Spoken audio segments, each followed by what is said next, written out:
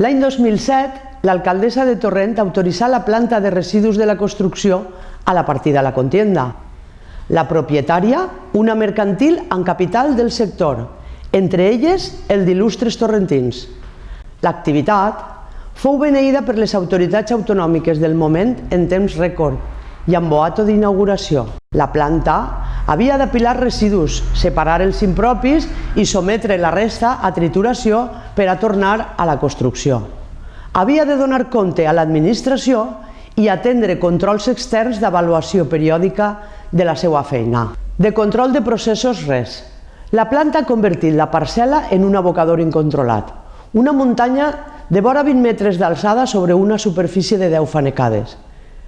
L'incendi declarat en 2012, que es reprodueix en 2013 i 2014 per combustió latent, és la gota que vessa i origina les denúncies.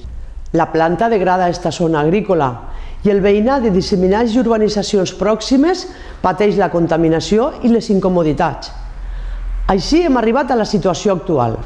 La propietària i infractora està en concurs voluntari d'acreedors. L'administradora concursal vol fer caixa. L'Ajuntament es declara incompetent i reclama l'actuació de la Generalitat. I la Generalitat, després d'anar avall i arrere, clausura la instal·lació i ordena la retirada dels residus. Termini, febrer de 2016. Fins aquí, sembla que les peticions del moviment veïnal van aconseguint-se. Però sempre hi ha un però. No volem esta activitat a La Contienda. És sòl agrícola. Així que ara cal trobar una ubicació en sòl industrial i vigilar que la neteja no siga un trasllat de residus mesclats a altre lloc de Torrent o del país, per allò d'estalviar.